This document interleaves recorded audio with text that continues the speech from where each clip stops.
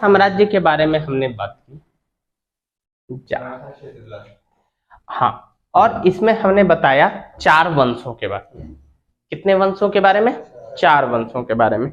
संगम, सतुआ, ट्रिक था। पहला वंश क्या था? बताइए नाम। अभी अभी हमने बता ही दिया है ऑलरेडी, संगम वंश नाम था। दूसरा वंश तुम बताओ जी। तो ट्रिक क्या? ट्रिक तुम बता रहा है, तुम स से कौन सा वंश हो जाएगा? सुलु वंश। आप बताइए जी। तो से कौन सा? सतुआ, संगम सतुआ बताए थे ना। तू से कौन सा वंश था? आप नहीं आए थे, तुम तुलु वंश। और अ से था आर्वेडो वंश। ठीक है। संगम वंश की स्थापना किसने की थी? हरिवंश हरिवंश राजा बने थे, हरिवंश प्रथम। और दो भाई मिलकर किए थे, संगम और सॉरी हरिवंश एवं बुक्का। हरिहर एवं बुक्का। हरिहर एवं बुक्का। और पहले राजा बने थे हरिहर प्रथम। ठीक है। संगम वंश के 2 महान, अच्छा, हरिहर प्रथम के टाइम पे मैंने बताया था सायान नामक विद्वान रहते थे। हाँ। महाराज धीराज की उपाधि सबसे पहले किसने धारण की थी? बताइए।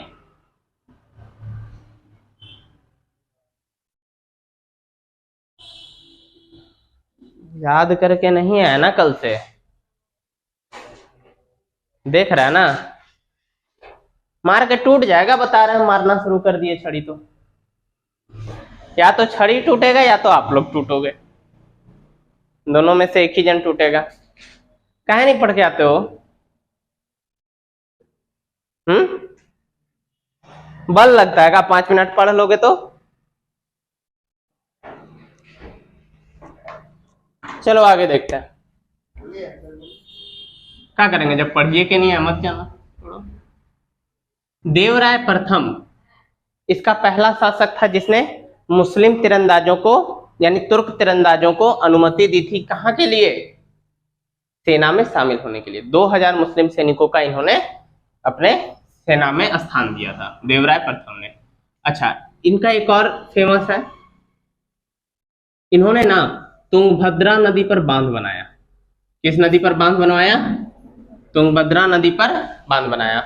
प्लस हरक एवं कल्यू नदी पर भी, ठीक है, कुछ उन्होंने काम किया है। चौड़ीकरण किया है नदियों का सौंदर्यीकरण किया है। सौंदर्यीकरण का मतलब होता है नदियों को सुंदर करना। और बांध कहाँ बनाया है? तुंगभद्रा नदी पर। यही क्वेश्चन यूपीएससी में हाल ही 2023 में पूछा है कि तुंगभद्रा नदी पर बांध किस विजयनगर साम्राज्य के शासक ने बनाया था? देवराय प्रथम ने। ठीक है। क्या? गर्मी तो बहुत ज्यादा है बाबू, क्या कर सकता है। अब देखो, ये हो गया देवराय प्रथम का। अच्छा, विजयनगर साम्राज्य का हमेशा ना युद्ध होते रहा है। और किसके साथ युद्ध हुआ है? बहमनियों के साथ।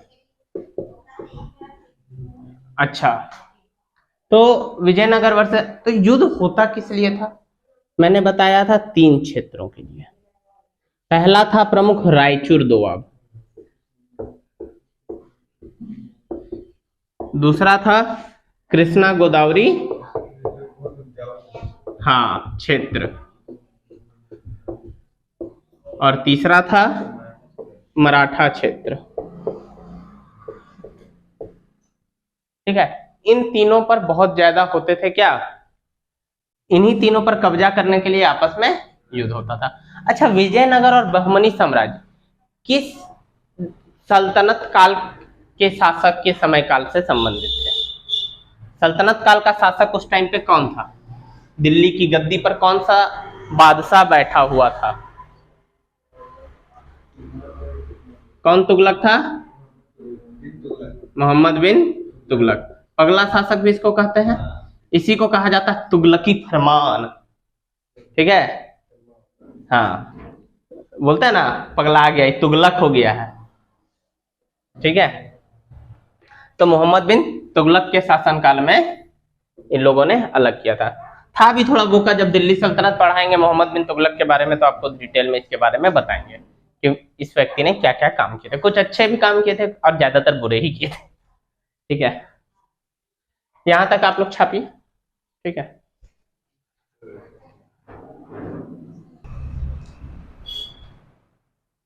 देखो देवराय प्रथम के टाइम पे ना, अब देखो एक यहां तक तो प्रश्न बना, चलो ठीक है। अब कुछ विशेष प्रश्न कहां से आते हैं, किस शासनकाल में कहां का व्यक्ति घूमने आया था यहाँ पे। ठीक है, यहां से प्रश्न खूब बनता है, क्योंकि देखो तुम भारत में कभी सोचे हो कि चलो नॉर्थ इंडिया घूमेंगे, तुम हमेशा वहां जाना चाहोगे, या सॉरी नॉर्थ ईस्ट इंडिया घूमोगे, तुम हमेशा ज्यादातर वहां जाना चाहोगे जहां पर डेवलप्ड इलाका होगा। बोलेगा चलो ना मुंबई चलते हैं। कोई गांव जाना चाहता है, सब शहर जाना चाहता है, या सब बढ़िया जगह जाना चाहता है। ठीक है, दूध लेने के लिए भी देखो हम लोग होटल जाना पसंद करते हैं, खटाल जाना जल्दी पसंद है, गोबर मकेगा। ठीक है, सबका अपना अपना ये है। तो विजयनगर साम्राज्य उस टाइम पे ना बहुत समृद्ध था हर तरह से। फोन बंद करो जी। ठीक है, तो बहुत सारे विदेशी यात्री घूमने आया करते थे, देखने आते थे, अच्छा इतना भव्य है विजयनगर साम्राज्य। तो उसी में से देवराय प्रथम के टाइम पे एक व्यक्ति आया था, निकोले दी कॉन्टी। हाँ, निकोले डी कॉन्टी। ठीक है, और ये वहां से इटली के थे। कहाँ के थे, इटली के। ये भी आपको याद रखना है, निकल के आया इटली से। ठीक है, कौन, निकोलो दी कॉन्टी। किसके साम्राज्य में, देवराय प्रथम के टाइम पे। अच्छा, इसी तरह मैंने बताया था देवराय द्वितीय के टाइम पे सबसे संगम वंश का सबसे प्रतापी शासक मैंने लिखवाया था पिछले क्लास में भी। सबसे प्रतापी शासक, सबसे शक्तिशाली शासक, रायचूर दोआब पर पूर्णतया अधिकार कौन कर लिया था, देवराय द्वितीय। ठीक है, इसके बाद इसके टाइम पर भी एक व्यक्ति आया घूमने के लिए, जिसका नाम था अब्दुल रज्जाक। नामे से पता चल रहा है कि ये किधर का होगा, फारस तरफ का होगा। कहाँ का था, फारस का। फारस का पुराना नाम ईरान, सॉरी फारस का नया नाम ईरान है। ठीक है, अब्दुल रज्जाक फारस का था। इसने एक किताब लिखी, मतला-ए साहिन। किताब का नाम क्या है, साहिन। ये भी पूछ देता है। इसने एक उपाधि धारण की थी, क्या धारण की थी, उपाधि, इम्माडी देवराय की। किसकी, हाँ हाँ, वही लिखा किताब मतला-ए साहिन। ठीक है, और किसके शासनकाल में आया था, देवराय द्वितीय के। उपाधि इसने क्या धारण की, इम्माडी देवराय। इम्माडी का मतलब ना शायद शेर जैसा कुछ होता है, हाँ, यानी काफी शक्तिशाली। ठीक है, तो कौन था भाई, देवराय द्वितीय था। सबसे प्रतापी शासक यही था। अच्छा, इसके शासक टाइम पे, जैसे हरिहर के टाइम पे एक विद्वान थे, कौन, सायान। ठीक है, उसी तरह इसके टाइम पर भी एक विद्वान व्यक्ति था। विद्वान व्यक्ति थे, विद्वान बोलो, कवि बोलो, पहले तो सभी गुण एक ही व्यक्ति में होता था। ठीक है, तो उनका नाम था श्रीनाथ। बहुत फेमस कविकार है तेलुगु के। अच्छा, विजयनगर साम्राज्य की भाषा कौन सी थी, क्या थी, तेलुगु थी। ठीक है, और कौन से, ये ज्यादा दिनों के लिए नहीं रुके थे, लेकिन कुछ टाइम के लिए इनके दरबार में रहे थे। जैसे जब संत तुलसीदास भी बहुत प्रसिद्ध हुए, जब उन्होंने ये क्या लिखा है, हनुमान चालीसा। ठीक है, तुलसीदास ने, तो वो किसके समकालीन थे पता है, अकबर के समकालीन थे। और अकबर के पास खुद के 9 रत्न थे, तो वो बोला आप आइए ना, आपको हम 9 रत्न का पद में से एक पद दे देते हैं। बोलता है हम तो प्रभु राम के दरबार में है, और जो प्रभु राम के दरबार में है उन्हें आपका सिंहासन क्या सुख देगा, भक्ति से बड़ा सुख और कुछ हो सकता है। ठीक है, ठीक है, यहां तक भी छापिए इसको भी। ठीक है, हाँ, देखो इसने उपाधि, इसने इम्माड़ी देवराय की उपाधि है। विजयनगर से एक ना ये मिला है, क्या बोलते हैं आप, शिलालेख, वहां पे इसका नाम पता है क्या बताया गया है, जगबेटकर, इसी का, देवराय द्वितीय का नाम। एक उपाधि इम्माड़ी देवराय हो गई, दूसरा नाम क्या हो गया, जगबेटकर। जगबेटकर का मतलब होता है ना हाथी, समझते हो हाथी, वैसा हाथी जितना बलशाली, ठीक है। ये भी छापो।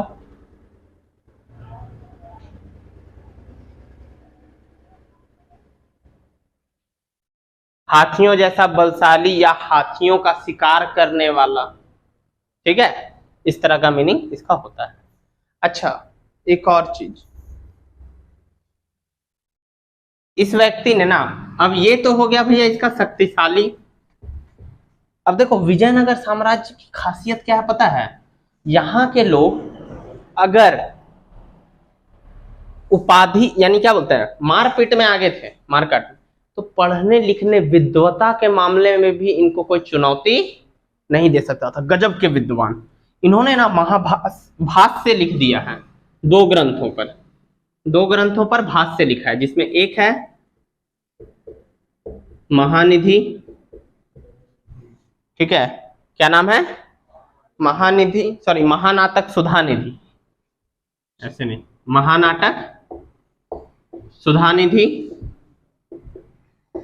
क्या लिखा है इन पर, भाष्य लिखा है, हाँ मतलब टीका टिप्पणी समझ लो, हाँ। और ब्रह्मसूत्र, और एक और क्या है, ब्रह्मसूत्र।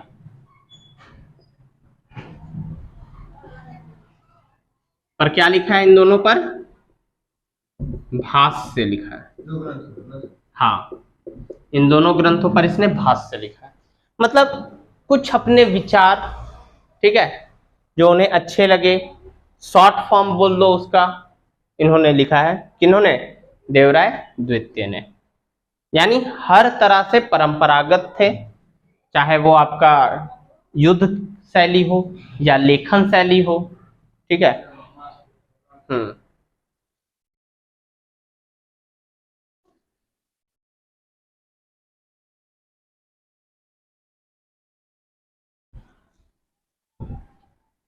अच्छा, विजयनगर साम्राज्य के हरिहर और बुक्का ने विजयनगर साम्राज्य की स्थापना की थी, ये हमें पता है। हमने एक और बात बताया था, किस गुरु के आशीर्वाद पर उन्होंने विजयनगर साम्राज्य को बसाया था, गुरु का नाम क्या था, विद्यारण्य। बहुत अच्छे, संत विद्यारण्य। कुछ जगह पर आपको विद्याधर भी मिलेगा, विद्यारण्य भी मिलेगा, ठीक है। तो कोई विद्यारण्य है ना, ठीक है, संत विद्यारण्य। इन्होंने एक किताब लिखा था, क्या लिखा था इन्होंने, किताब लिखा था, और किताब का नाम था संगीत सार। क्या है, संगीत सार, ये भी याद रखना आपको। हाँ, संत विद्यारण्य के ने ही विजयनगर साम्राज्य के लिए हरिहर बुक्का को क्या दिया था, आशीर्वाद दिया था, और संगीत सार इन्होंने लिखा है। छापिए इसको भी।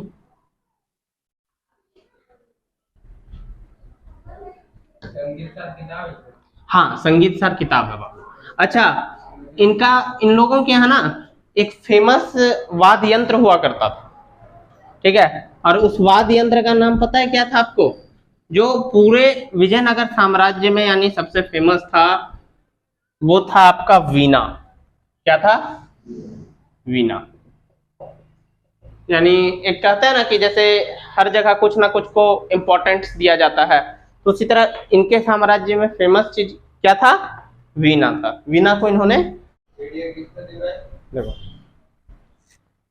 संत विद्यारण्य ने संगीत सार लिखा था, और संत विद्यारण्य कौन थे, विजयनगर साम्राज्य की स्थापना करने वाले दोनों भाई हरिहर एवं बुक्का के गुरु थे, ठीक है। इन्होंने ही आशीर्वाद दिया था। इन्होंने एक किताब लिखा था संगीत सार।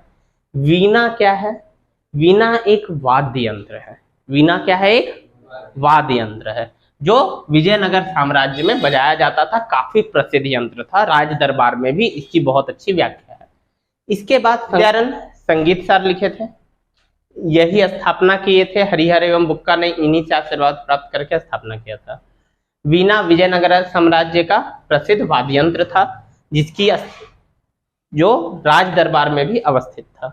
सालू वंश सालू नरसिंह ने स्थापना की थी, वीर नरसिंह वीर थे, इन्होंने मार दी, और वीर नरसिंह के भाई कौन, कृष्णदेवराय केडिया। बाबर के अनुसार, सिर्फ हम लोग नहीं बोल रहे हैं, उस टाइम का सबसे कह लो कि पापी आदमी में से, ठीक है, बाबर के अनुसार, भारत पर शासन किया है बाबर ने, बाबर के अनुसार इन्होंने भारत का सबसे शक्तिशाली और सबसे समृद्धशाली शासक किसको बतलाया, कृष्णदेवराय को, ठीक है।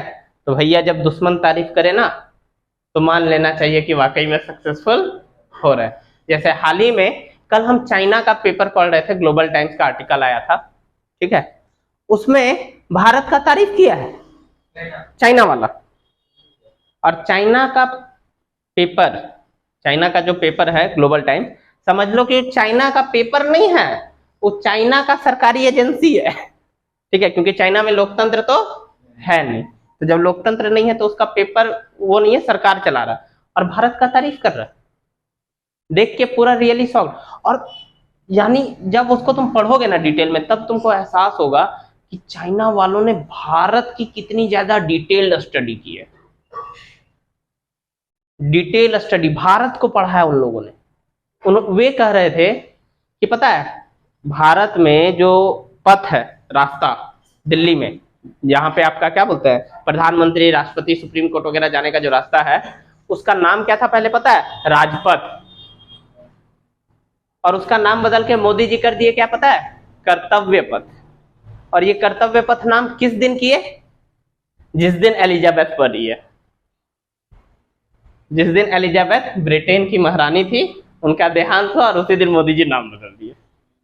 उसके बाद जो संसद हमारा पहले वाला चल रहा था, वो संसद एक्चुअल में किसके टाइम का बना हुआ था, अंग्रेजों के टाइम पे बनाया हुआ था, ठीक है, और अभी जो संसद बना है वो भारत का खुद का बना हुआ है, ठीक है। और ये बहुत बड़ी बात है, ये बहुत बड़ी बात है, क्योंकि हमने अपना कॉलोनियल माइंडसेट को पीछे छोड़ दिया, और चाइना इस चीज का तारीफ कर रहा है।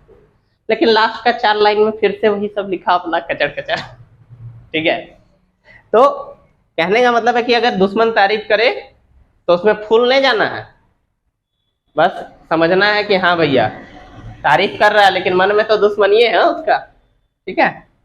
बाबर के अनुसार केडीआर सबसे शक्तिशाली और सबसे समृद्धशाली शासक थे। इन्होंने पूरा का पूरा बहमनी साम्राज्य के तरफ, यानी कि जितना रायचूर, दोआब, मराठा क्षेत्र, कृष्णा गोदावरी क्षेत्र, सब जीत लिया। हाँ, कौन जीत लिया, केडीआर। इसके बाद इनके टाइम पे ना अष्ट दिग्गज रहते थे, जैसे अकबर के टाइम पे नवरत्न रहते थे, विक्रमादित्य के टाइम पे नवरत्न रहते थे, उसी तरह इनके टाइम पे अष्ट दिग्गज रहते थे, 8 लोग सबसे फेमस, जिसमें कोई तेलुगु कवि थे, जिसमें तेनाली रामा का नाम आप लोग सुने होंगे, तेनाली रामा आता भी है टीवी वगैरह में, और बहुत मस्त आता है, बहुत बढ़िया बनाता है जो भी बनाता है, ठीक है। उसके बाद अलसी पेडन्ना थे, आपको 2 का नाम ज्यादा याद रखना है, किसका किसका, एक अलसी पेडन्ना और एक तेनाली रामा, ये इनके अष्ट दिग्गजों में से एक थे। आगे बताते हैं, नोट कीजिए इसको।